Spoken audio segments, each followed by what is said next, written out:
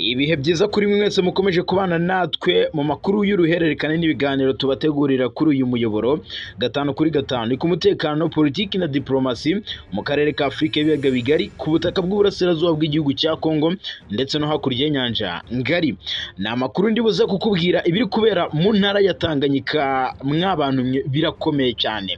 Inyeshyamba nyuma y'uko zishe abarenga 318 mu ijoro ryo ku ya 14 Kamena 2025 mu ntara ya Tanganyika, uyu mutwe w'inyeshyamba nturamenyekana wivuganye bano bantu. Magingo yangaya aha muri intara ya Tanganyika naho batangiye kwikanga umutwe wa M23 kushobora kuba wamaze kwinjira muri ino ntara ya Tanganyika.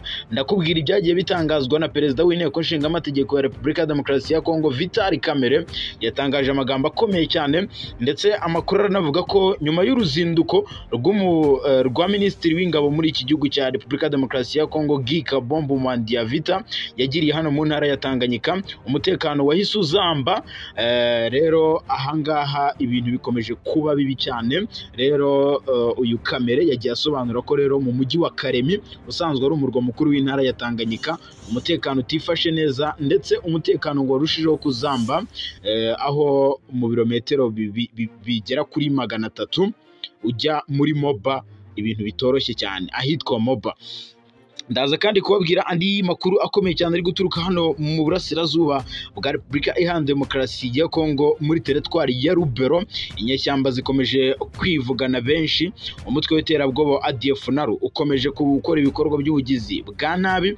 Ndaza kandi no kubabwira ko leta ya Kongo yahaye igisirikare cya leta ya Kongo FARDC indege ebyiri nshya mu rwego rwo kongera imbaraga igisirikare cya leta ya Kongo FARDC.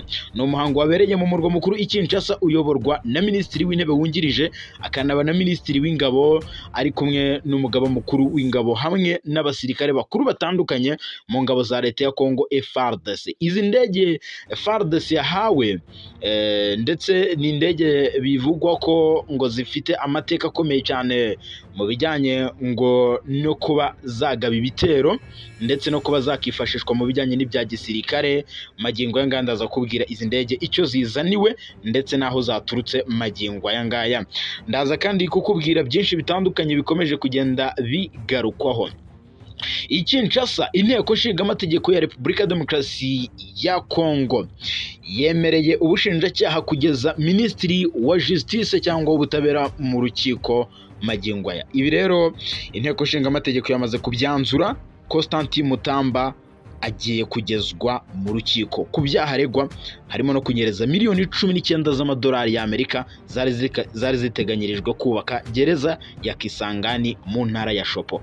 Mutega amatwi rero mbabwire iby'iyi nkuru ndetse n'izindi nkuru nyinshi cyane. Ndaza kandi kubabwira ko Afurika y'Epfo yasobanuye impamvu kunyuza ingabo zabo cyangwa ingabo za SADC muri rusange ku kibuga mpuzamahanga cy'indege cya Goma bitashobotse, bikaba ngombwa ko zinyuzwa ku butaka bw'u Rwanda. Ibi byagiye bigarukaho n'umugaba mukuru w'ingabo za Afurika y'Epfo General Rudzani Mamfonya. Yasobanuye uko ingabo z'umuryango w'ubumwe bw'ubukungu n'iterambere rya Afurika y'Amajyepfo SADC ingabo zabo zitanyuze ku kibuga cy'indege cya Goma nk'uko byari biteganyijwe, bitewe nuko rero kugisana bitigeze bishoboka kandi bari babyemeranyijwe n'umutwe wa M23. Ku ikubitiro rero abasirikare 700 ba SADC nibo bamaze kuva hano mu burasirazuba bwa Kongo, baje biyongera ku bandi bagiye baherekeje ibikoresho, ariko ntabwo byitwaga ko ari abasirikare batashye, ariko umuhango wo gutaha watangiye ejo bundi hataha 700. Ibyo byose ndetse n'ibindi nakubwiye reka nze mbive muzingo gatanu kuri gatanu. Reka bahereza ikaze n'abasabe gukora subscribe mwe mutarayikora kugira ngo tujye tubana mu makuru n'ibiganiro tubategurira kuri uyu muyoboro gatanu kuri gatanu. Nitwe tubagezaho amakuru ya mbere yizewe acukumbuye kandi aturutse ku isoko. Ngende sanze Fredger Mura akantu ku kandi ikaze. Leta ya Kongo yahaye igisirikare cya leta ya Kongo FARDC indege ebyiri nshya zo mu rwego rwo kongera imbaraga igisirikare cya leta ku rugamba mu mpera z'iki cyumweru tariki ya 14 2025 nibwo leta ya Kongo yashyikirije ku mugaragaro igisirikare cya leta ya Kongo FARDC indege ebyiri nshya zifashishwa mu gutwara abantu n'ibikoresho ku rugamba. Ni umuhango wabereye mu murwa mukuru i Kinshasa uyoborwa na minisitiri w'intebe wungirije akanaba na minisitiri w'ingabo. Yari ari kumwe n'umugaba mukuru w'ingabo hamwe n'abasirikare bakuru batandukanye mu ngabo za leta ya Kongo FARDC. Izi ndege zahawe amazina y'abasirikare b'intwari bagize uruhare rukomeye mu mateka y'igihugu cya Kongo, aribo Generali Mahere Leko Bokungu ndetse na Generali Mulumba Nyunyi. Ngo gushyira amazina yabo kuri izi ndege ni uburyo bwo kubibuka no kubaha icyubahiro bitewe n'ubwitange bagaragaje mu gihe bari bakiri mu mirimo yabo muri FARDC. Izi ndege nshya zitezweho gufasha no kongera igisirikare ubushobozi bwo kugenda no kugenzura ibice bitandukanye by'igihugu, cyane cyane mu bihe bigoye by'intambara mu gihe cy'ubutabazi. Binyuze muri iyi gahunda, leta ya Kongo iranashaka gushyira imbaraga mu kongerera ubushobozi igisirikare cya leta ya Kongo FARDC ndetse no kubongerera uburyo bw'imikorere. Nk'uko bitangazwa n'inzego za leta zishinzwe umutekano, izi ndege zigera kuri ebyiri zizagira uruhare rukomeye mu gutwara abasirikare, mu guhuza ibikorwa hagati y'amazone atandukanye no kugenzura bya hafi abasirikare bari mu butumwa butandukanye ku butaka bw'uburasirazuba bw'igihugu cya Kongo, cyane cyane hari kubera urugamba mu burasirazuba bwa Repubulika Iharanira Demokarasi ya Kongo.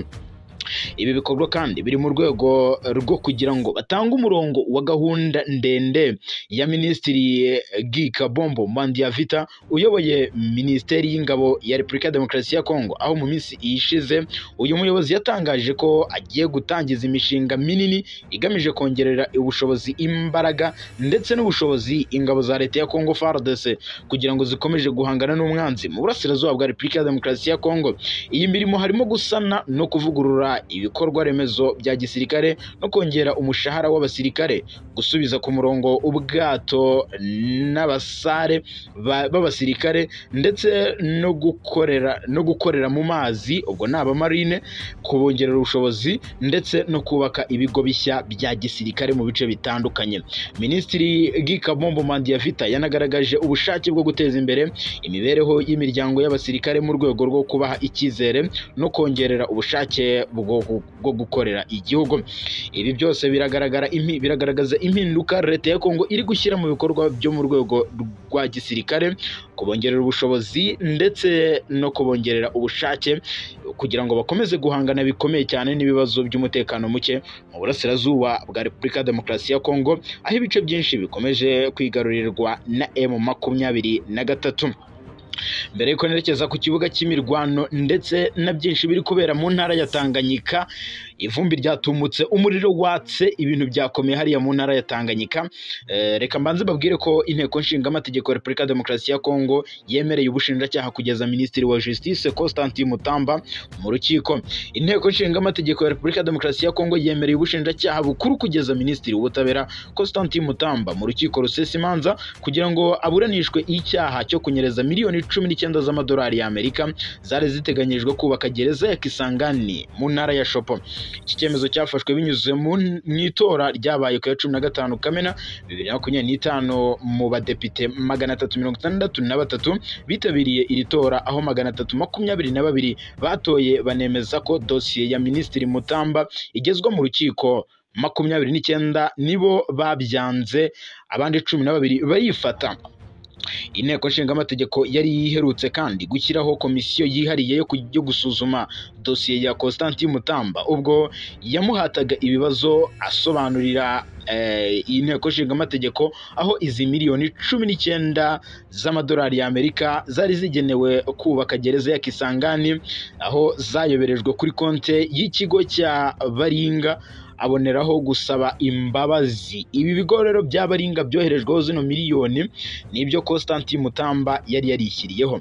Nubwo Mutamba yemereye imbere y'inteko nshinga amategeko ko habayeho aya makosa, yanagaragarije iyi komisiyo ko afitanye amakimbirane n'abayobozi barimo umushinjacyaha mukuru mu rukiko rusesa imanza witwa Firmin Mivonde ari nawe umukurikiranye kugeza magingo aya. Minisitiri Constantin Mutamba yanasobanuye ko azira kuba yarahagurukiye abarangwa n'imikorere mibi mu rwego rwo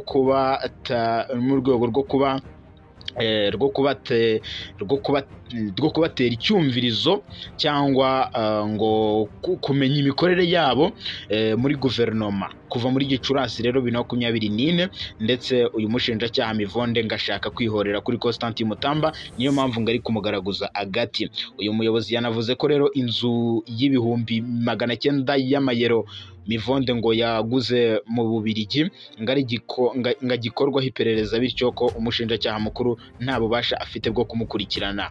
Constantin Mutamba magingo yanga yavuze ko uyu Mivonde nubwo amukurikiranye ariko nawe ngo yanyereje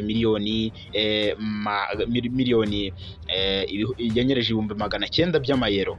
Aba rero harimo gushinjanya gukomeye cyane. Icyemezo rero cy'inteko nshinga amategeko gishimangira ko ibisobanuro Minisitiri Mutamba yatanze bitahawe agaciro, ndetse mu gihe cya vuba ngaraza kuburanishwa ku byaha aregwa byo kunyereza aya mafaranga mu buryo butemewe n'aka na gato. Reka n'ubundi nerekeze kubiri kubera hariya muri Tanganyika. Inyeshyamba zisha abarenga 300 muri Tanganyika. Ni perezida w'inteko nshinga amategeko ya Repubulika ya Demokarasi ya Kongo Vital Kamerhe yabitangaje ko inyeshyamba zisha abantu 318 mu ijoro ryo ku ya 14 rishyira ku ya 15 2025 mu ntara ya Tanganyika. Ni mu nama yamuhurije hamwe n'abadepite ku ya 15 Kamena 2025. Vital Kamerhe yasobanuye ko umutwe w'inyeshyamba wishe abaturage uyoboye, nubwo Minisitiri w'Ingabo aherutse kuvugaho ubwo yari mu ruzinduko muri iriya ntara ya Tanganyika. Magingo ngaro hakomeje kugenda harangwa ibikorwa by'ubugizi bwa nabi. Biravuga ko intara ya Tanganyika haba hari no kwikangwa ko M23 ishobora kuba yahakandagira. Bamwe bakavuga ko M23 yamaze no kuhashinga ibirenge. Ibi rero bikomeje kugenda n'undi biba bibi muri ino ntara ya Tanganyika. Reka mve muri iyi ntara ya Tanganyika turakomeza gukurikirana iby'aya operation akomeye cyane, nubwo bitaratangazwa mu buryo burambuye cyangwa ngo bibe byamenyekana, ariko aba 318 bo tayari bamaze kwasiga ubuzima. Ahubwo reka munyemere nekeze muri Afurika y'Epfo. Afurika y'Epfo yasobanuye impamvu kunyuza ingabo zabo za SADC ku kibuga mpuzamahanga cy'indege cya Goma bitigeze bishoboka. Umugaba mukuru w'ingabo za Afurika y'Epfo General Rudizan Monfonya yasobanuye ko ingabo z'umuryango wa Afurika z'umuryango w'ubukungu n'iterambere rya Afurika y'Amajyepfo SADC zitanyuze ku kibuga mpuzamahanga cy'indege cya Goma bitewe n'uko kugisana bitari gushoboka. Ubutegetsi bwa Repubulika ya Demokarasi ya Kongo butabigezemo uruhare. Ni mu biganiro byamuhuje n'abahagarariye SADC na AFC M23 tariki ya 28 Werurwe 2025. Impande zombi zari zemeranyije gusana ikibuga mpuzamahanga cy'indege cya Goma kugira ngo izi ngabo za SADC zari ziri mu butumwa bw'uyu muryango zirimo n'iza Afurika y'Epfo, Malawi, Tanzania zizanyure ku kibuga cy'indege cya Goma. Umubano mushya w'ingabo za SADC na M23 wazambye muri Mata 2025 ubwo iri huriro ry'ingabo za leta ya Kongo, ihuriro rya AFC M23 ryazishinjaga kugira uruhare mu bitero byagabwe mu bice byo mu burasirazuba bwa Kongo birimo na Goma nka Mugunga, byari bigamije gusubiza inyuma kwisubiza uyu mujyi bakawambura M23. Uyu mujyi M23 yawufashe ku ya 27 Mutarama 2025. Ingabo za SADC zatangiye gucyura ibikoresho byazo tariki ya 29 Mata zibinyujije ku butaka bw'u Rwanda, zikomereza i Rubavu, Kigali, Rusumo ndetse bageza icato muri Tanzania.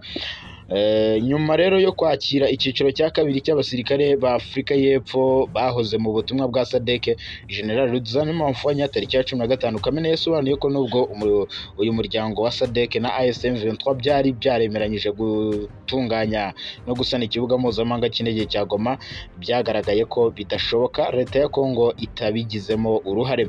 General Rudizan Monfonya yagize ati ubwa mbere twatekerezaga gusana ikibuga cy'indege cya Goma kuko cyari cyari cyarangiritse ariko twaje gusanga bidashoboka mu gihe leta ya Kongo itabifitemo uruhare kubera ko Goma ari ubutaka bwa Repubulika ya Demokarasi ya Kongo. Bityo rero ati twatekereje ubundi buryo bwo gukoresha umuhanda tukageza abasirikare bacu aho bahurira bakabona indege ibavana icato muri Tanzania ibageza mu bihugu byabo. Nyuma yo gucyura ibikoresho muri mata uyu mwaka nibwo ingabo za SADC zatangiye gutaha ku bwinshi tariki ya 12 Kamena 2025 zinyuze mu Rwanda zikomereza Dar es Salaam muri Tanzania kugeza kuri uyu wa 16 Kamena amaze gutaha ibyiciro bitatu bigizwe n'ingabo zirenga 2,200 magingo ngaya za SADC. Reka munyebere mpere ku bihugu bitemerewe kwinjira muri Leta Zunze Ubumwe za Amerika nk'uko byatangajwe na Donald Trump. Leta Zunze Ubumwe za Amerika zirateganya kongera ibihugu 25 bya Afurika ku rutonde rw'ibihugu bifite abaturage babujijwe gukandagira ku butaka bwa Leta Zunze Ubumwe za Amerika. Ibihugu bya Afurika bigera kuri 36 Amerika iteganya gushyira ku rutonde rushya nk'uko inyandiko y'imbere muri Leta Zunze Ubumwe za Amerika yagiye igaragara mu binyamakuru bitandukanye birimo Washington Post ndetse na Reuters. Izi nyandiko zashyizweho umukono n'umunyamabanga wa Leta Zunze Ubumwe za Amerika ushinzwe ububanyi n'amahanga n'ubutwererane Mike Rubio ku ya 14 Kamena 2025 nibwo yohereje abadiplomate bo mu bihugu birebwa n'iki cyemezo. Aba badiplomate icyakora bahawe iminsi 60 yo kuba bamaze kubahiriza ibyo Amerika isaba mu rwego rwo kwirinda ko abaturage bo mu bihugu byabo bashyirwa ku rutonde rw'ibihugu bitemerewe gukandagira ku butaka bwa Kongo. Washington DC cyangwa Amerika ivuga ko iki cyemezo kireba by'umwihariko ibihugu bidashobora gutanga ibyangombwa by'indangamuntu zizewe cyangwa ibifite uburiganya bukabije mu buyobozi bwabo. Ni ukuvuga ngo ibihugu byose bifite ubuyobozi bujegajega, ibihugu bidafite ibyangombwa byemewe, Amerika igiye kubiheza ku butaka bwayo. Rero ibi bihugu rero ni bikurikira Amerika yagiye ibishyira hanze. Ibihugu byose bigize umuryango wa Afurika y'Iburasirazuba EAC biri mu bifite abaturage bashobora gukumirwa muri Leta Zunze Ubumwe za Amerika ukuyemo u Rwanda n'igihugu cya Kenya. Muri rusange ibihugu bya Afurika byashyizwe ku rutonde rushya ni Angola, Benin, Burkina Faso, Cape Verde, Cameroon, Cote d'Ivoire, Repubulika Iharanira Demokarasi ya Kongo, Djibouti, Ethiopia, Misiri ndetse na Gabon.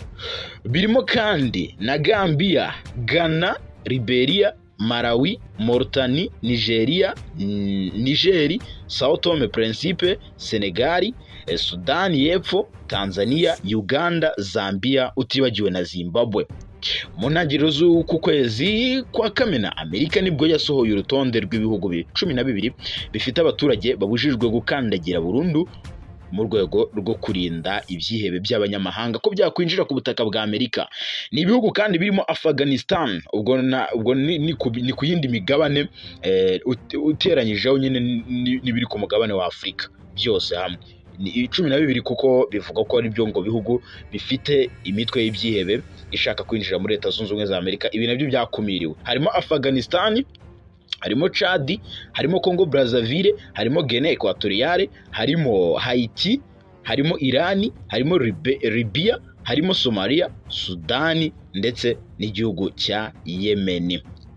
Magingo ngaya rero igihe ntikiragera, ariko icyo Amerika yavuze nuko hari ibihugu bindi 7 abaturage babo ngo badahejwe muri Leta Zunze Ubumwe za Amerika, harimo u Rwanda ndetse n'igihugu cya Kenya. Ati ibihugu nibyo bimwe bimaze kugaragara ko abaturage babyo batahezwa cyangwa batazahezwa ku butaka bwa Leta Zunze Ubumwe za Amerika. Magingo ngaya rero icyo hari n'igihugu Amerika yagiye, hari n'ibihugu Amerika yagiye igaragaza ngo biramutse byubahirije ibyo Amerika isaba bishobora gukomorerwa kuko nabyo byarahagaritswe. Harimo u Burundi, harimo Sierra Leone, harimo Togo, harimo n'igihugu cya Venezuela. ibihugu byose. Amerika yarabihagaritse ariko ivuga ko ibi ngibi bihugu byubahirije ibyo bisabwa bidashobora kuba byahezwa muri Leta Zunze Ubumwe za Amerika. Reka munyemerere nerekeze muri Kivu y'Amajyaruguru mbifatirane no ku kibuga cy'imirwano mpere i Butembo. Yitwa General Kabido wa FPP ushinjwa gukorana na M23 yatawe muri yombi. Uyu yise rero General Kabido yari umuyobozi w'umutwe witwaje intwaro wa FPP cyangwa AP, akaba ashinjwa gufatanya n'inyeshyamba za M23. Yatawe muri yombi rero aho yafatiwe Butembo mu ntara Kivu y'Amajyaruguru mu burasirazuba bwa Repubulika ya Demokarasi ya Kongo. Nk'uko rero umuhuzabikorwa w'abakoranabushake bashinzwe kurengera igihugu VDP Wazalendo mu majyaruguru yabitangaje, uyu muyobozi w'inyeshyamba yahise ajyanwa i Beni mbere yo kwimurirwa i Kinshasa. Ifatwa rye ngo ryakiriwe neza n'abaturage benshi bo muri Kivu y'Amajyaruguru kuko bamufataga nk'umuhemu wagambariye igihugu nk'uko iyi nkuru ikomeza ibivuga.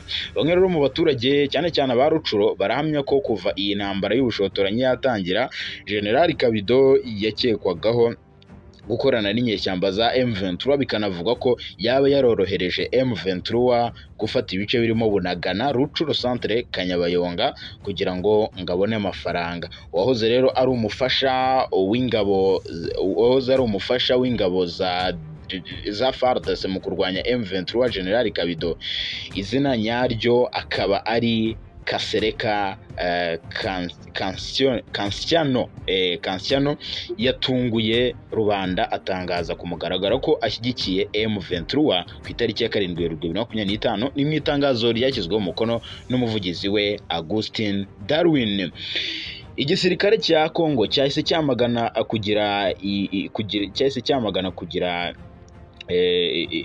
kugira nyine uyu mushenerali witwa Kabido mu gihugu cya Kongo. Nyine baramwamagana kuko ngo yari akomeje kugaragaza ko ashaka kwifatanya na M23 kandi azi urugamba rwa FARDC uko barurwana kuko yabaye muri Wazalendo uyu nguyu General Kabido. Rero magingo ngaya umutwe witwaje intwaro wa FPP yayoboraga cyangwa AP ukorera mu turere twinshi cyangwa muri teritwari nyinshi muri Kivu y'Amajyaruguru, harimo Kivu y'Amajyaruguru ndetse na Ituri. Ubu rero uyu yarashinjwa ibi byaha byo guhohotera abaturage, nyamara ngo yarafatanyije na FARDC. Ibi byaha ntibyigeze bivugwa byo yarafatanyijemo na FARDC bagiye bakorera abaturage. Magingo ngaya rero uyu General Kabido icyo ashinjwa ni iki ngiki, ni ugukorana n'imitwe yitwaje intwaro irimo M23, ariko Kinshasa ntekereza ko ikimuziza cya mbere ari ukuba yariyomoye kuri FARDC.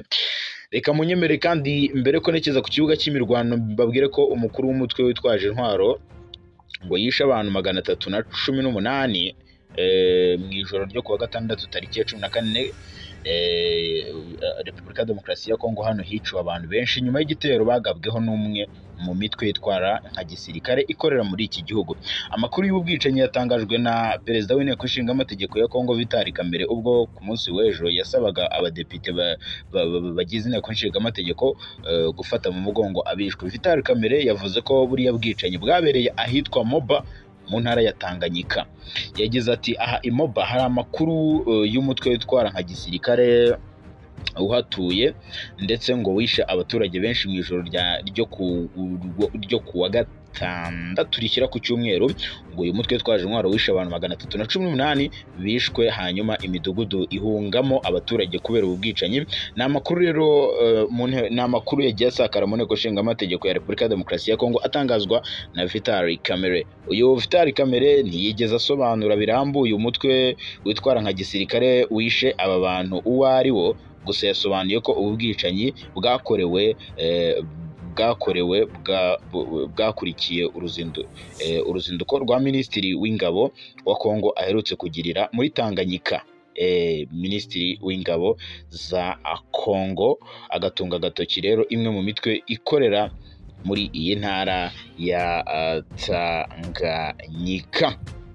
Reka kandi munyemerere nkomereze no kuri iyi nkuru ikomeye cyane yitwa Bintou Keita gusoza uruzinduko rw'iminsi 3 yagiriraga mu majyaruguru muri Kivu y'Amajyaruguru mu burasirazuba bwa Repubulika ya Demokarasi ya Kongo, mbona byagiye bitungura Perezida Felix Antoine Tshisekedi Tshilombo magingo aya ngaya, koko ni ibintu n'ubundi bitari gufatwa neza, kuko bimwe mu bihugu byose bifitanye umubano na Kinshasa byagiye byamagana MONUSCO bayishinja ngo kuba yabagiye gukorana n'umutwe witwara nka gisirikare, kandi wagiye urwanya kenshi ubutegetsi bwa Kinshasa. Bimeze gute? Icyo nifuza ahangaha tujye kugaruka ku ngingo zirindwi ujye uzivuga amagambo dukoresha amasegonda 30. Urumva kuko ni mumfunyamfunye ni ibikorwa birindwi byerekana ubushake bwa AFC M23 bwo gushyigikira inzira ya politiki mu rwego rwo gukemura ibibazo no kugarura ituze mu gihugu. Ni ibikorwa birindwi nyine M23 yagaragarije MONUSCO, yagaragarije ingingo zirindwi. Iya mbere, kubahiriza agahenge kashyizweho na M23 ubwayo ku mirongo yose y'urugamba. Ibyo ngibyo ni ubusabe bwa M23. Ni ibikorwa ngo yagiye ikora bigaragaza ko kugaragaza ko yarekuye Centre Warikare kugira ngo ibiganiro bya Doha bikomeze. Yego ngo aragira ngo nyine ufate amasegonda 30 gusobanura yabikozeho koko, yagaragaje yigeze yubahiriza agahenge kashyizweho. Mu by'ukuri igitangaza ko yishyiriyeho iyi MONUSCO se, kuko igihe ndavuga M23 kuko igihe yarekuraga ibice mu bice runaka bumvaga ibirwana n'ubundi, kandi ibiganiro bikomeje Doha muri Qatar ndetse ubundi Kayinamura ntaguciye mu ijambo. Yego, nibyo hari mekanizme zirimo, hari amahitamo arimo ya diplomasi kugira ngo ikibazo cya Kongo gikemuke. Yego, ariko mu by'ukuri M23 ukurikije muri iyi minsi uburyo bihagaze, wavuga yuko aka gahenge ko kamaze kubahirizwa, kuko ibice yarekuye akaba yagisubije. Fact naguha ya mbere, wenda ntagarutse ku bice ngenda ahita nigarukira hano muri Uvira. Ni amasegonda ndabizi wayampaye. Yego, izi saha ntabwo Uvira igifitwe na coalition kubera yuko ari ingufu bafite. Cya kabiri, imirwanire ikwiriye. Ingingo ya kabiri, kugabanya no kwimura ingabo zayo mu mujyi wa Warikare kugira ngo habeho amahirwe ku mahoro. Ibi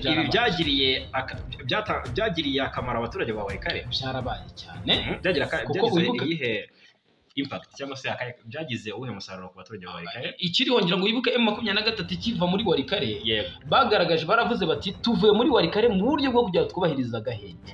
Ariko whenever aba baturage bacu bongeye kuba intimidated, bongeye gutera, gukanga, tuzahita twongera twisange hano tuyifate. Ngo wibuke Colonel nde wari wafashe Warikare, Colonel Gaceri umusaga Brigadier General agafata kanzageje. M23 ikimara kuhava, umuzarendo yahise ahifotoreza. Ingingo ya gatatu, turi kwihuta, kwitabira ibikorwa bitandukanye by'amahoro byabereye i Doha. Ese kuko M23 yajyanye umutima cyangwa yagiye bya nyirarureshwa byo ku M23? Kuko ejo nibwo twumvise deployments muri Warikare nahe bikurikira ko intumwa zari ziyobowe na Benjamin Mbonimpa. Ubwo zagiye muri abandi zari Doha, bahise bari biyizi twumva deployment mu bice bya Nyabyombe. Magingo ya ngaya, ntabwo uruzinduko M23 yagiye ari muri Qatar rwa rugendo rw'ubusa, kuko yagiye byinshi ndetse yakwiwe n'inshuti nyinshi. Je navuga ko yaboneye ko Kinshasa idakeneye ko ndetse yanabyeretse isi, kuko hari amasezerano bemeranyije kuzashyiraho umukono birangiye Kinshasa yatesheje agaciro. Avuga ibijyanye no kurekura ziriya mbohe ya kuri 70,700 bimwe bwabusabe M23 yatanze. Yego, nayo ikarekura agace ka Warikare. Yego, iyi ni ingingo ya kangahe? Ya gatatu ngira ngo. Ni ya gatatu. None iya kane, gusinya itangazo ry'ubufatanye n'ubwumvikane na leta ya Kinshasa rigaragaza ubushake bwo gukorana mu buryo bwiza. Aho ni njya harimo agatebo, harimo tena. Harimo tena ni naho ruzingiye. Aha ni naho ruzingiye, kuko twese turabizi neza yuko hari bitegerejwe n'amasezerano agomba gusinywa, ariko benshi turacyari mu gihirahiro tuvuga tuti ese iyi M23 bikigaragaza yuko imyiteguro irimo irakora, itegura igisirikare, abapolisi, abaturage bamaze kugira propagande zayo, ayo masezerano yo azanasinywa, bara abaturage bazongera kwisanga bayoborwa na politiki ya Kinshasa. Nacyo ni ikindi kibazo. ingingo ya 5 gutegura no gucungira umutekano wo kwimurira ku butaka abasirikare n'abapolisi ba FARDC na PNC ni Police Nationale ya Congo bagera ku 180 hamwe n'imiryango yabo baturutse Goma bajya i Kinshasa banyuze mu turere twa Nyiragongo, Rucuru na Rubero. Ventura ntawe yigeze ibangamira, yaretse MONUSCO bibafasha kugira uruhare mu gutaka kw'abasirikare bose baciye bene. Okay, none ingingo ya 6 ngira ngo mbaze Nsanzimfura Jayimura gusinya amasezerano yo gusubiza mu bihugu byabo ingabo za Samirias hamwe n'ibikoresho byazo bavuye magingo yanga byashyizwe mu bikorwa. Ni iciciro cya mbere cyagizwe n'abasirikare 700. Haretahiwe n'ikindi ciciro mu minsi nk'ibiri iza kuza niba nta gihindutse kurikira icyuko ry'ibikoresho. Yego, ariko iki ngiki n'ubundi SADC yari yagaragaje ko nayo igifite muri plan zayo, kuko kugaragaza ko batsinzwe ku rugamba byo ntabwo babyemera. Icyo bemera ngo nuko bemera ko icyo bakoze ngo icyo bakoze nyine ngo nicyo cyari cyabajyanye. Ati ibindi byari mu maboko y'ubutegetsi bwa Kinshasa. Okay, hanyuma rero ikindi ubwo twibutse ko abamwe mu basirikare batajya kugera iwabo, apati y'abatashye ari imirambo, ubwo ni muri ari casualty muri SADC. Ejo muri SADC 149 bageze iwabo rwose, ukizi mu barayigandira bacinye akadebe bavuga ati ariko twahuye n'uruva gusenya inzira y'umusaraba. Ingingo ya 7 rero bwana Hamada gusubiza mu gihugu cyabo mu buryo bwizewe kandi ku bushake abantu barenga 871 bari bafitanye isano n'umutwe wa FDLR binyuze mu biro bya UN bishinzwe impunzi HCR baturutse Goma bajya mu Rwanda. Ibyo byo byaranakozwe cyane, gusa ntibarashirayo, ntabwo barashirayo, ahubwo FDLR Goma baracyahari. FDLR yo ndetse n'impunzi zikiri mu maka, ngira ngo warabibonye mu bashyize ingabo z'u Rwanda avuga ati hari FDLR zikiri mu mashyamba ya Congo, mu by'ukuri ziracyari menase ku mutekano w'u Rwanda. Yego. Okay, hanyuma rero ikindi twakwinjiraho bwana Nsanzimfura Jayimura, nyemerera turebera hamwe noneho ibijyanye n'imirwano. Imirwano turayinjiramo mu kanya gato cyane. Ni article irangaha ivuga ku bijyanye n'intumwa z'u Rwanda na Congo ziri mu biganiro hari i Washington. Urumva? Yego, magingo yangaya intumwa z'u Rwanda na Congo ziri mu biganiro. Hariya imbona nkubone muri Leta Zunze Ubumwe za Amerika. Yego. Ndetse magingo yangaya nta tariki yanashyizweho yo gushyira umukono ku masezerano, nubwo abanyamerika bo bizeye ko azasinywa mbere ya Nyakanga. Nkuko inkuru bivuga rero, iyi nkuru irakomeza ivuga ko kuganira binyuze rero mu buhuza bwa Leta Zunze Ubumwe za Amerika cyangwa ubutumwa bwa WhatsApp, kuko naho bagiye babikoresha mu minsi 2 ishize cyangwa 3 urabyibuka, aho impuguke z'abanyekongo n'abanyarwanda zari ziri kuganira imbona nkubone hagati imbere ya Donald Trump ari muri White House muri Leta Zunze Ubumwe za Amerika. Icyo gihe Minisitiri w'Ububanyi n'Amahanga Olivier Nduhungirehe yagize ati ku munsi w'ejo twari mu biganiro koko byarabaye, arabyemeza. Avuga ko kugeza ubu ngubu ku ikubitiro Leta Zunze Ubumwe za Amerika zatekerezaga kugera ku masezerano hagati yo muri uku kwezi kwa Kamena, ariko biza kurangira intego yabyo itagezweho kubw'iyi mishyikirano nyine itaragiye ihurizwaho. Biteganyijwe ko rero abayobozi ba demokarasi n'abadiplomate b'u Rwanda na Congo bazongera guhurira Washington DC igihe rero aya masezerano y'ibanze azaba amaze kumvikanwaho. Ubwo biteganyijwe ko abayobozi ba diplomasi y'u Rwanda na Congo, ubwo n'abaminisitiri b'ububanyi n'amahanga, yego, bazagera hariya i Washington DC imbere ya Perezida Donald Trump bagashyira umukono ku masezerano. Nta ngengabihe gusa yashyizweho nyine yuko bazasinya aya masezerano, gusa Nduhungirehe yakomeje yibutsa ko ngo amasezerano ngo azagerwaho kandi ngo aya masezerano ngo ari ay'amahoro kandi afitiye inyungu impande zombi. Yego. Bwana Hamada, ikijyanye n'isinywa ry'aya masezerano hagati y'ibihugu byombi bifite n'akamaro kubera ko hari byinshi bizagenda bikorwa. Ikijyanye n'ubucukuzi bw'amabuye y'agaciro, ibihugu byombi kuba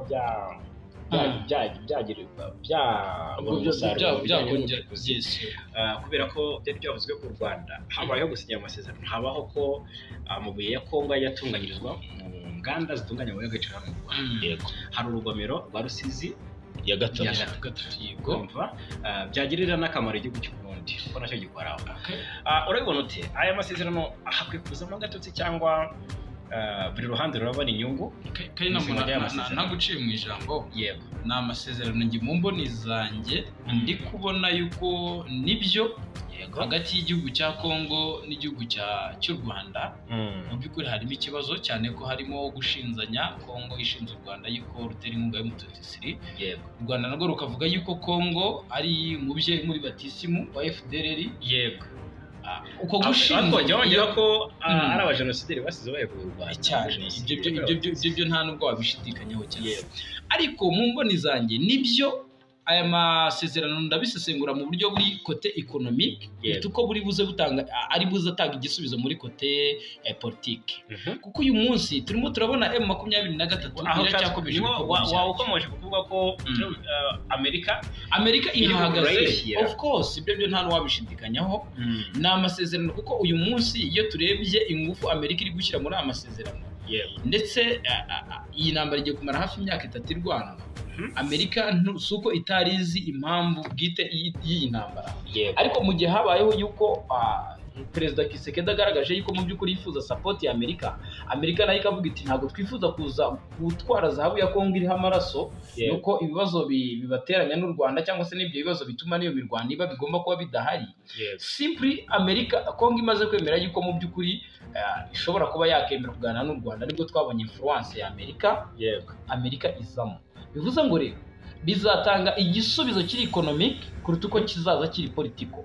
Uyu munsi ngewe ku giti cyanjye nkiri no mu gihirahiro nibaza ngo ese u Rwanda ruzahagarara hariya muri hariya Washington rukasinyana amasezerano na Kongo, ese 100% ayo masezerano azaza ari fair kuri M23? Icyo ngicyo kikaba kibaye ikibazo. Uyu munsi dukomeje kubona ukwitegura gukomeye kwa M23. Ngiye kumbwira ngo u Rwanda rwasinye amasezerano y'amahoro na Kongo, M23 ivuye mu bice byose yafashe, hatabayeho guhuza ingabo, hatabayeho mbese uyu munsi bikubiye mu masezerano ntabyo turi kubona, ku buryo dushobora kubona yuko mu gihe amasezerano yabaho yazatanga igisubizo ku mpande zombi zirimo zirashyamirana muri iki kibazo. Yes, hanyuma twinjiye ku kibuga cy'imirwano.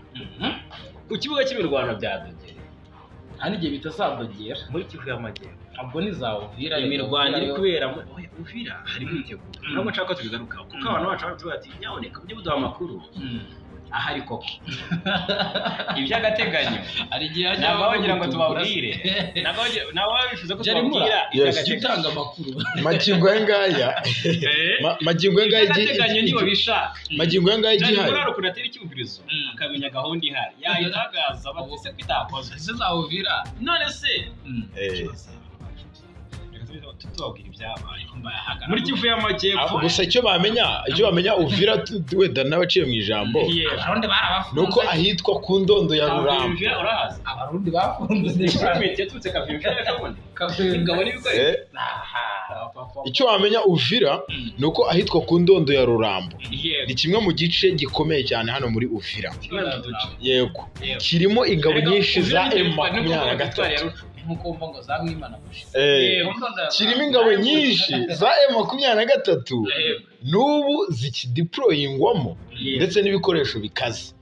Icyo wamenya nuko Makenga yamaze gutanga itegeko ryo gufata uno mujyi. Yego kandi ni ibyo byararangiye ndetse n'umuvugizi wa M23 wungirije Oscar Barinda nawe yarabitangaje. Ariko abarundi barabananiye kose abarundi Jarimura ahantu bureka ahantu hari cyari motera aratuhumvikaneho neza. Uyu munsi M23 kubitari gufata Uvira nukugira ngo yubahirize amasezerano y'agahenge, nuko ingabo z'abarundi zafunze defense. Reka nubwo niba Jarimura ngira icyo bivugaho yitwa Kainamura. Yego comment yawe iraba nyuma y'iyo mugabo nje niyo nshaka banzuye Kainamura nawe arayishyiraho tuganire nk'abagabo. Wibwira yuko ko M23 idafata Uvira ari ukuba ari ugukomera kw'ingabo z'u Burundi? Ese harimo irindi pfundo rishobora gutuma M23 itari gufata Uvira? Harimo irindi ipfundo ni irihe rero? Cyangwa n'abarundi oya magingo yangaya ntabwo umurundi yabuze M23 gufata Uvira. Hari ibice byinshi by'Umurenge ndetse no muri teritwari ya Fizi hari igice kimwe cyo mu ishyamba rya Bijabo hakirimo ingabo z'u Burundi.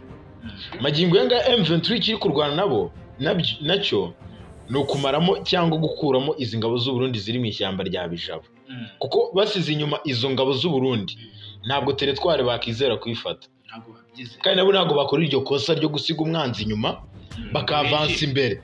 Bari kubanza no gukura umwanzi muri ibi bice, ubanduye bamusize inyuma akagusanga mu mujyi, akagusanga mu mujyi. Ni nko gufata Goma udafite Sake. Yes, of course. Ni nka kuriya bubambira bakiyifite. Yes, aha. Oya, na hano zanuza za bafata na Bukavu niko byagenze. Baraje gufata Kavumu. Ngize kuri buryo bakata mutizeye Sake. Nyine utizeye ubugenzuzi kuri Sake, yego, ndetse utashwanyaguje ibendero biri mu bantu byari Rwanda. Ntabwo byashoboka. Yego, hanyuma Uvira ubwo idusanze ikibazo ari iki? Kubanza gukuraho, yego, kubanza gukura inzitizi, yego. Okay. Noneho rero muri Sud Kivu ihuriro ry'ingabo zirwana ku ruhande rwa leta ya Kinshasa ryongeye kugaba ibitero bikomeye mu duce tugenzurwa n'ihuriro rya AFC M23 muri teritwari ya Kabare. Ni muri teritwari ya Kabare nyine, muri Kivu y'Amajyepfo. Ni nayo iherereyemo ikibuga cy'indege cya Bukavu, ni mu ntara y'Kivu y'Amajyepfo nyine. Ni ibitero byagamwe mu duce tubiri dutandukanye, byahereye ahubwo deja ku gatandatu tariki 14. Urumva? Noneho ibitero bya FARDC, FDLB na FDLR ndetse na Wazalendo byagabwe ahitwa ni Kamole ndetse na Kagabi. Utu duce twagabwemo ibyo bitero, amakuru agaragaza ko duherereye hafi na Katana, ndetse nayo imaze iminsi iberamo imirwano hagati impande zombi zihanganye. Ni mu birometero 10 uvuye ku kigo cy'indege cya Kavumu. Abarirwanaga hano Katana ni coalition zaturukaga Katana ifite na M23, ariko usanga ari coalition zituruka muri parike ya Kausi Biega, bakamenasa binjira muri Renoza M23, bakahagwa ari benshi. Barahaguye ku buryo rwose utamenyaga ngo ni banga, ariko barahaguye pe. Noneho mu cyumweru gishize ndetse urumva nkuko bigaragara, urumva Ikatana hongeye kugabwa ibitero, ariko byose uyu mutwe wa M23 ugenda ugira ute ubibloka. Urumva iyi mirwano iri kuba muri Kivu y'Amajyepfo mu ngero z'ikibuga cy'indege cya Kavumu isobanuye iki? Bashaka kujya guca inzira zerekeza Bukavu kugira ngo wenda bakangaranye abari Kamanyara bagaruke Bukavu, harimo abari mu nkengero za Uvira bongere bicume impamvu iyi. Ubundi mu gihe cyose Uvira ikirimo nk'ikibazo hari, yego, nta mahoro azaba. Ibintu ni bibiri. Uyu munsi byanga byakunda ntabwo M23 yakicara ngo yumve ituje, mu gihe basa naho umuburo batanze ku ngabo z'u Burundi, Burundi bwanze kubyumva. Murabizi neza ko M23 Burundi bwasuzuguye umuburo. Yes, barabyanze. Ntabwo ati nta ngabo z'u Burundi dushaka ku butaka bwacu. Uribuka M23 fata Bukavu, yego, abarundi basigaye Katana bari benshi. Byabaye ngombwa ko bagaruka nagita gukora n'amasuku, kubera ko bagabweho ibitero n'abaturukaga Katana. M23 yinjiye Bukavu nta mirwane n'abaye buryo, ahubwo abaturutse Katana niho batumye M23 ihindukira irarwana. Niho wumvaga ngo hari ibitero byaguye Bukavu mu bice bya Nyawera. Igihe rero izi ngabo z'u Burundi zikibarizwa no ku butaka bwa Kongo, uko byagenda kose tuzumva za Katana harwanirwa, twumve ayo mashyamba yose mwahoze muri kuvuga harimo ingabo z'u Burundi zihari. M23 iyo threat igomba kuyikuraho, ikamakinga sure yuko mu by'ukuri n'abaturage bari muri Uvira rega bizeye umutekano. Cyo kimenye buriya mu gihe hazabaho amasezerano y'amahoro, M23 mu by'ukuri nta nubwo mbibona neza yuko ayo masezerano y'amahoro M23 ishobora kuyashyigikira mu gihe ingabo z'u Burundi zikiri muri biriya bice. Muzabyuka igitondo kimwe mwumve ngo M23 yagabye igitero kuri Uvira yirukanye abarundi. Aho ngaho nibwo noneho M23 yavuga iti noneho twajya no kuganira tudafite ikindi kibazo na kimwe yego. Aha rero muri Kivu y'Amajyepfo ngo kuko byifashe hanyuma mu bice by'umurenge Bwana Nsanzimfura, tubwire hamaze iminsi hari ubwoba, ariko ku munsi w'ejo wari uwo ku cyumweru abasenga barasenze mu ntaki kuba cyacitse ngo hiriwe umutekano. Ariko mbona abaturage bafite ikintu cyitwa impungenge ndetse n'urwikekwe, kuko magingo ya ngaya ntabwo bizeye umugabo witwa Masunzu. Bo bahora bamwikanga ubundi kuko isaha ku isaha rwose baba bafitiye ikintu cyitwa imigambi mibisha kabisa. Mibisha nuko Masunzu ubundi ni umusonga. N'umusonga kuri bara abaturage. Ariko uziko buriya Masunzu binavuga yuko operation zahitanye uriya mugabo irantwari y'abaturage y'umunembwe ni Colonel Makanika. Izira operation bavuga ko ari waziyoboreza Kisangani. Nara amadrone yaramaze imisi asirikira burya bavuga ko ari Masunzu. Buriya n'umuntu wabaye muri biriya bice neho zose arazizi. Bavuga ko ari wagiye atanga amakuru ya nyuma mu by'ukuri yo guhitana umugabo muri iki. Ku munsi rero Masunzu aracyari hariya muri biriya bice. Murabizi bita General Sematama. Buriya niwe bari guhigana. Barashaka kureba ko banetirariza yitwirwaneho kandi ubwo yamaze gusa naho ikombina na M23 haba hakirimo akazi gakomeye kuri FARDC kugira ngo barebe ko babatsimbura. Yego. Muri Kivu y'Amajyepfo rero byifashe bite bwana Nsanzimfura biravuga amakuru ariko ubwo nayo umutekano by'ukuri mu bice magingo ngaha abantu tugiye kuvuga amakuru hano Murenge kuko abantu baba bayikeneye kuko hano ni mu bice n'ubundi bikomeje kurangwamo urugamba. Rero ku munsi w'ejo hagiye hagaragara ituze. Amakuru rero ava hano Murenge wabonye Murenge muri Kivu y'Amajyepfo aravuga ko kugeza ubu ngubu abakunze kuhagaba ibitero aribo FARDC kugeza ubu ngubu ngo bahatanze agahenje. Ati nta gitero na kimwe cyongeye kuhagabwa, ati umwanzi ashobora kuba yarahunze. Ni amakuru rero yagiye atangazwa na bamwe mu baturage bari hano mu bice bya hano Murenge. Bavuga ko rero ngo baharamutse amahoro ku munsi w'ejo ndetse no kuri uyu munsi. Rero bamwe mu baturage bavuga ko ngo batizeka cyane igisirikare cy'u Burundi FDNB ngo bashobora kongera kugaruka kuhagaba ibitero. Yego. Ni ibitero ndetse benshi bakomeje kugaragaza ko bashobora kubigaba ahitwa Kalingi n'ahitwa Mikenke. Ahangaha bakomeje kugenda bagaragaza ko bashaka kuhagaba ibitero. Ibitero rero bikomeje kandi kugenda bigaragara mu bice bitandukanye ahitwa Rugezi, aho ingabo za leta ya Congo FARDC zikomeje gutana mu mitwe na twirwaneho. Gusa ku munsi w'ejo naho hari agahenge. Ikindi kandi nuko kugeza ubu ngubu igitero gikomeye cyane ngo cyagabwe ku biraro by'inka by'abanyamurenge, inka z'abanyamurenge, ariko M23 bitereza kubisubiza inyuma. Rero ibi bitero ihuriro ry'ingabo za leta ya Congo FARDC babigabye kugira ngo bambure M23 utu duce twa Mikenke babe batwigarurira, ariko biranga bibi by'ubusa M23 n'ubundi basubiza inyuma. Yego.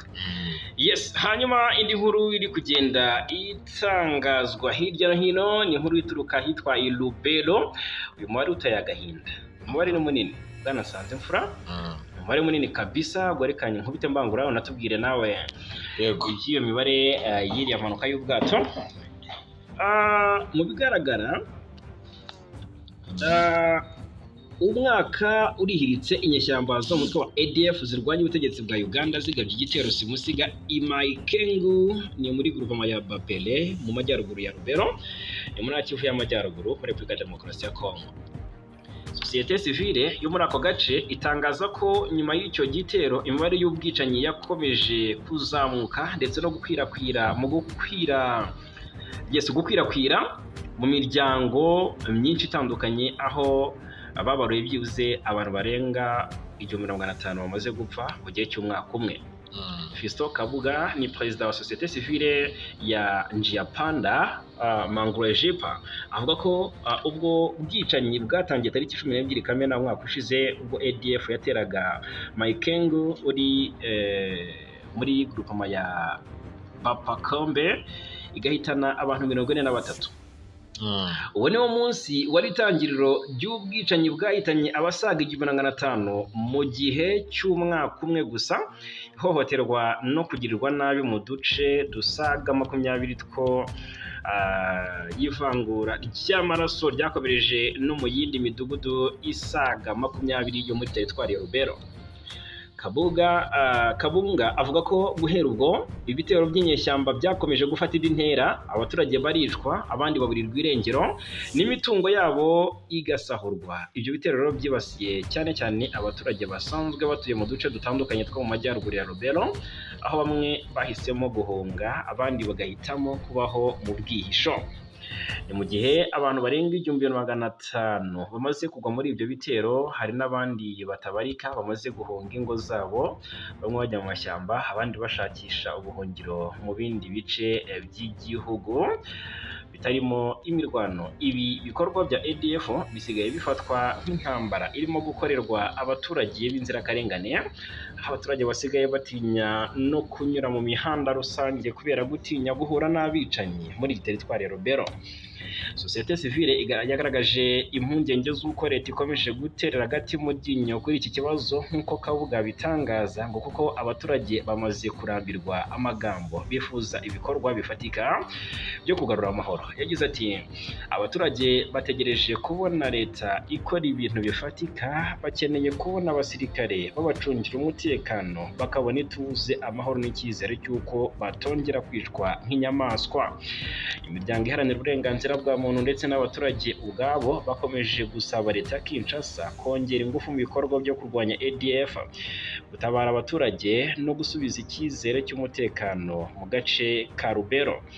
Ubwicanyi bukomeje gufata indi ntera rero mu gihe inzego z'umutekano za politike zitagaragaza ubushake bwo kubuhagarika, bwo guhagarika ubwicanyi. Birumvikana ibintu abaturage rero babona ko nta gikozwe mu minsi iri imbere bashobora kurimbuka burundu kubera ko birengagijwe na leta yabo. Yego, muri Kongo kandi indi nkuru gutangazwa. Yego, imirambo rero y'abapfiriye mu mpanuka y'ubwato muri Equateur imaze kuboneka magingo ya ngaya. Ubuyobozi bwa sosiyete sivile ikorera mu ntara ya Equateur muri Repubulika Demokarasi ya Kongo bwatangaje ko hamaze kuboneka imirambo 80 y'abapfiriye mu mpanuka y'ubwato yabereye ku kiyaga cya Ntomba muri teritwari ya Bikoro. Umunyamabanga rero wa sosiyete sivile witwa Penuel des Santi yitwa Panel des ubundi ni iyi ni role nyine ni umunyamabanga wa sosiyete sivile Panel des Inspecteurs de la société civile de l'Équateur yitwa DMRC Akula Mboyo. Akula Mboyo yasobanuye ko rero kuva ku ya 13 Kamena ngo habonetse imirambo 26 yari yababuriye nyine muri iki kiyaga. Uyu Mboye mu gitondo rero twabonye iyi mirambo mu mazi y'ikiyaga, ati muri aka karere ka Bikolo. Ubu rero ubu bwato bwari butwaye abantu barenga 200 bwararohamye tariki ya 11 Kamena 2025. Icyo gihe bari batwaye umurambo bagiye kuwushyingura. Bivugwa ko impanuka yatewe n'uko bwarimo abarenze ubushobozi bwabwo. Umuyobozi w'urwego rwa Croix Rouge muri iyi ntara witwa Colomba Mampuya yatangaje ko rero igikorwa cyo gushakisha imirambo cyarangiye kuko nta cyizere cyo kubona indi mirambo cyaba gisigaye, nta kindi cyizere kabisa. Yes, hanyuma rero